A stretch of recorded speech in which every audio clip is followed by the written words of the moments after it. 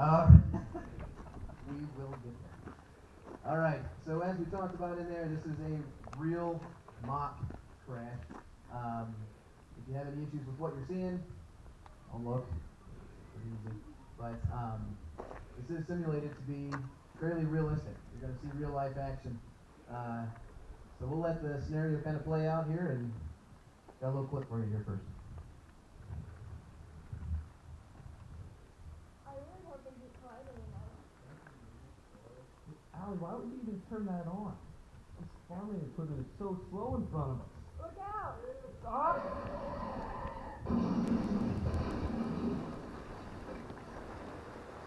Okay, guys, what you see now is something that we do see all too frequently. So this is the typical car accident scene that we would come upon when we get called out. So you can obviously see somebody on the hood of the car not moving. You have a couple of them out of the car walking around now. So you can see that obviously the tractor there. So we're in a farming community. We have a lot of farm accidents. We really don't need to be. So you're traveling down the road, somebody's not paying attention, they look up, they got a slow moving tractor in front of them, they swerve to miss the tractor, and they go head on with somebody. So she's right now calling 911. She's talking to dispatch. What they do is guide you through the process. They ask you where you're at, what happened, how many victims. They need to know how many squads they need to send. In Ottoville, we have one ambulance. The next closest one is Kaleida, then you go to Grover Hill. We get further out, we got Delphus. So imagine their response times to get to you.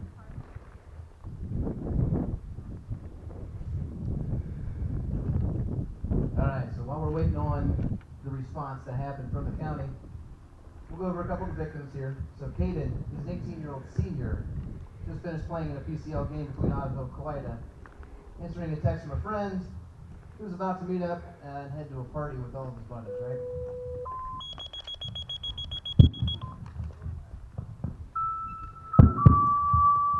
So this is what we hear any time of day, middle of the night. Attention Ottoville EMS, Ottoville Fire Department, Kaleida Heavy Rescue. Attention Ottoville EMS, Ottoville Fire Department, Kaleida Heavy Rescue. You have a 2-vehicle, multiple injury accident. Going to be at Ottoville High School. Mock injury. Sky clear 1313. Okay, so that is the call we get straight from the county. You heard the information we had, right? Unit 9, Unit 9. So we had no idea. We have no planning time. I could be mowing the grass. You know, we're volunteers. We don't sit up here and wait on this stuff. Unit 1, Unit 1. Unit 1, Final copy, LP group. So Unit 1, those are the sheriffs. Those are the ones that get paged out. 1, you're clearing out at 1313. OSP, the State Highway Patrol, always has their mics on open too, so they hear our stuff come through. 9300. Show me now. Here's a good example. Look right down there. See the tractor with the 2 wagons? 9300, clear out 20. In the front and back. Don't pay attention to that. All right. So we look at Caden. He was a restrained, distracted driver. He was at a high rate of speed, not paying attention to surroundings, didn't see the tractor, pulled out into the other lane of traffic, hitting this other vehicle head on. Because he was restrained, he had an airbag, his injuries were minor and non-life threatening. Kyle's an 18-year-old senior. He's under restraint, front seat passenger. Also at the game, him and Caden were both senior starters for Ottoville soccer team. As a result of the collision, radiator fluid. Dispatch, I'll be around. Radiator fluid splashed into the passenger compartment, causing second, third-degree burns to the majority of his body. He is currently trapped in the passenger seat of that van and cannot self-extricate or get himself out. He does not have local care that can take care of him. We can care for this at St. Rita's, but we do not have a burn clinic. They will have to fly him or drive him by ambulance to Toledo, Columbus, or Fort Wayne, where they have appropriate burn care. Allie, 17-year-old, unrestrained. Backseat passenger. She was also at the soccer game today. You see her is hanging halfway out that window due to her not being restrained. Although her injuries do not appear severe, she is in shock and she will die on the way to the hospital. Move the other car.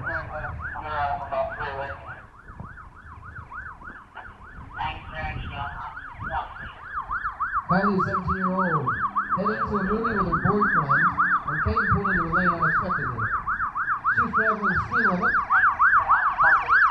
not able to avoid the situation, causing her to head-on collision with Kate's vehicle. Caden, 17-year-old, unrestrained, front seat passenger in Kylie's car. His injuries are fatal. He will be pronounced dead at this scene.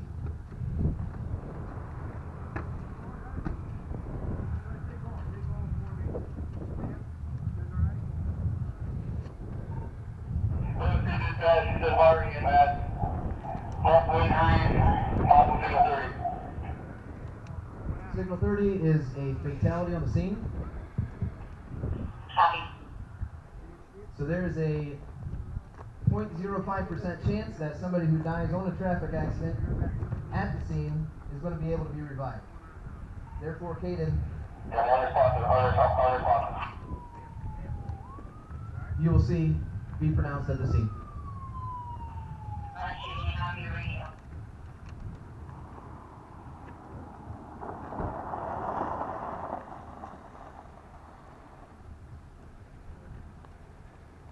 So while help has arrived, while they are busy, let me explain what just took place. In the first 1/10 of a second, the shell of Caden's car is collapsing as the metal and the plastic absorb the impact of the two vehicles colliding head-on at a highway speed. Its unbelted occupants, they continue to move forward at the car's original speed. Since the backseat passenger is unrestrained, they are thrown around the inside and outside the vehicle at a high rate of speed. In 0.2 of a second, the hood of Kylie's car is crumpled and the majority of her windows shattered instantaneously. The airbags deploy. Kylie is pushed towards the steering wheel. Kylie is pushed towards the steering wheel and then back towards her seat. In 0.3 of a second, Allie is propelled towards her side window. It's shattered and shards of glass cut into her face, and of course, the impact fractures her skull and severe bruising to her brain. She is temporarily knocked unconscious. Kyle is violently jerked in his seat, placing severe pressure on his abdomen. The jerking motion also causes severe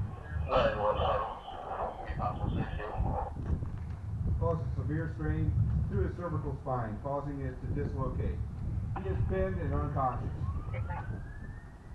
Radiator fluid breaches through the wall, causing significant second and third-degree burns.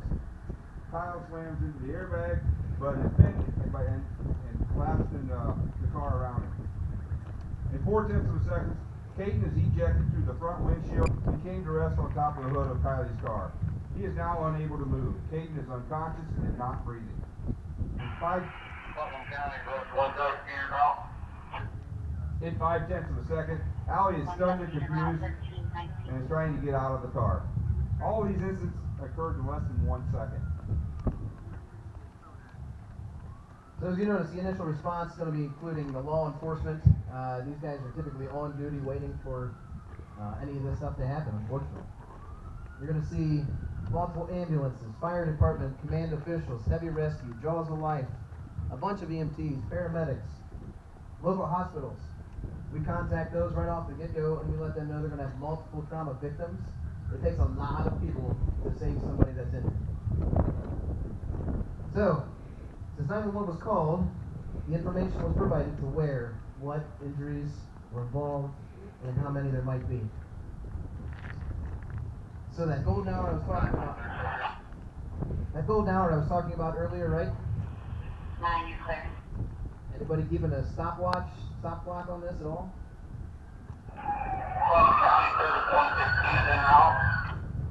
We're 10 minutes in about. 116 en route, 1320. At least 15 minutes for the most injured victims to get to the hospital. With one being trapped in the car, that doesn't give us a whole lot of time to get him out and en route. And like I said, he needs what we call a tertiary center, which would be Fort Wayne, in our instance, Toledo. It's still a relatively long flight to get there. We have about a 25 to 30 minute drive, lights and sirens, to Lima, St. Rita's. From that there, they probably have, Oakland County, engine 111 en route. it's about 20, 25 minutes 11 route 1320. to get to that burn center we were talking about.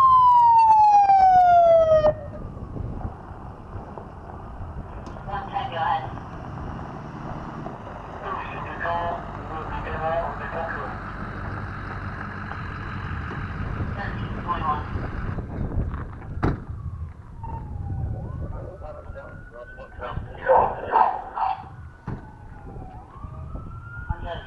Copy on C 1321. Oakland County, we had a two-wheel accident, multiple attachment, serious injury.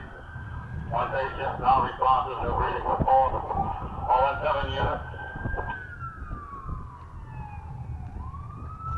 So what he's doing there is the scene size up. He's giving us a little bit more information so we know what to expect. Engine 111, we get you to set up a landing zone. Oakland County, you get lights lighting out to this location. You're clear. 1321. So, Engine 111, we copy that.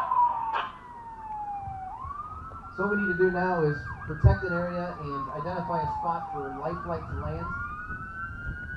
Right here, it's not very difficult. Putnam County, if they advise we'll get 200 en route to this location. So 200 is There's 116 on scene. 200 is the coroner. 116. Copy on C. So when we have a fatal accident, this is the last place. Engine 111 on scene. This is the last place he will be before he goes to the morgue. They don't bring him to the hospital. They don't bring him anywhere else. They bring him straight to the morgue. 137 here. One, you're clear.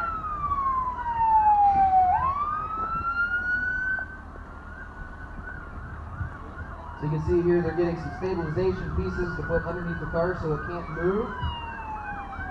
They have the jaws right there. They're going to be cutting that van apart. Sure, on scene.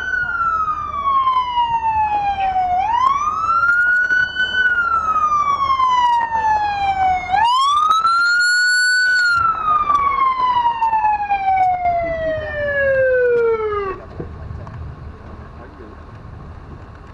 Putnam County, Rescue 78.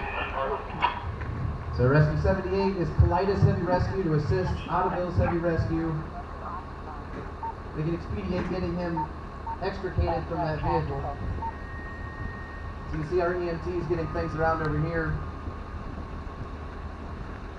They're going to go assess the victims. Good thing the fire department already did that signs up so they can direct them to the most injured first.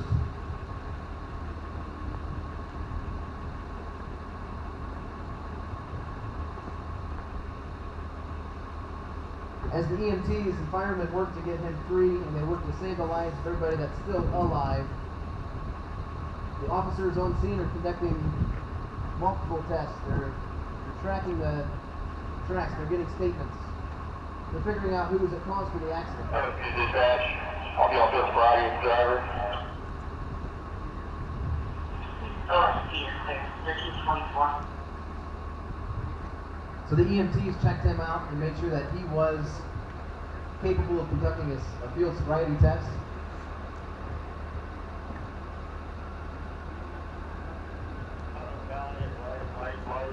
Landing zone set up just east of the scene. So if you look at the firemen back in the corner in the grass, they set up the safe landing zone for lifeline.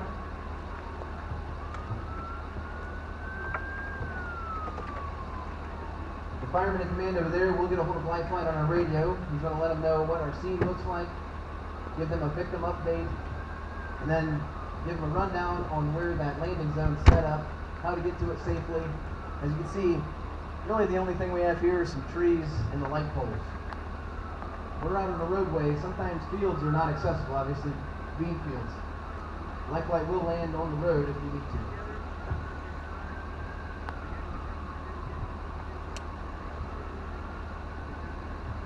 So the EMTs, as these victims are in the cars, when they go through the accident, they have multiple injuries, including neck and back injuries. We put them on backboards, put C-collar braces around their necks to make sure they don't have any further injury when moving them. If they have an unstable fracture, that's how you become paralyzed if you're not already.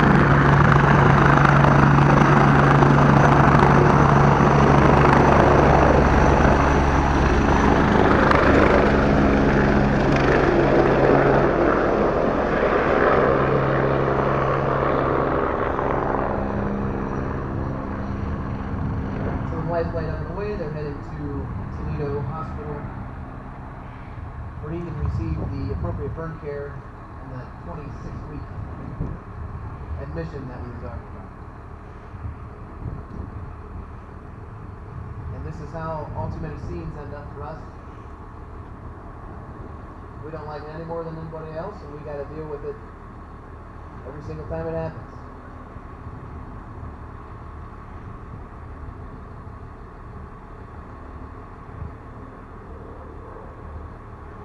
So as you see Kyle taking off, Caden unfortunately is dead.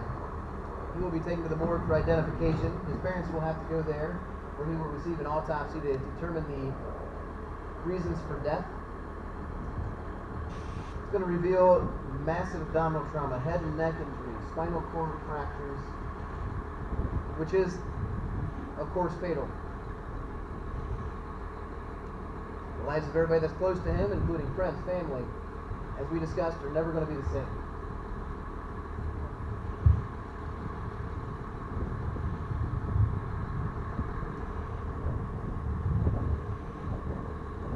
However, Caden's life's not changed. It's pretty well over.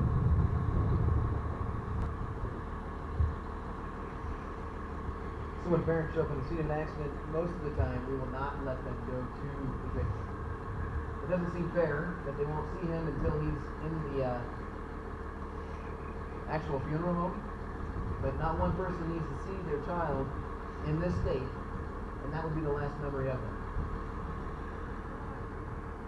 So it's hard to believe that we're actually protecting them in a way.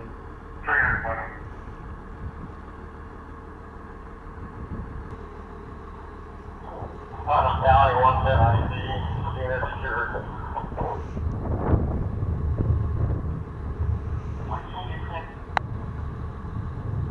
So those are very important words given by the incident command on scene. As soon as they say incident or scene secure, that means there are no other victims left on the scene. There's no other hazards to life. And then everybody can stand down better.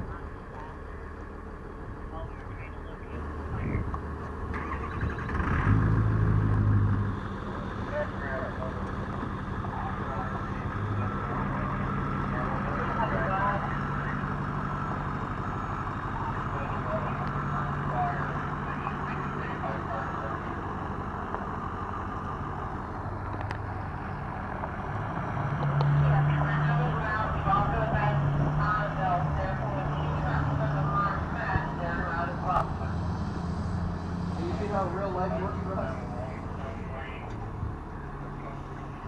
So these guys took the days off work to be here. If they were not here doing this, they would have had to leave work to go on that run.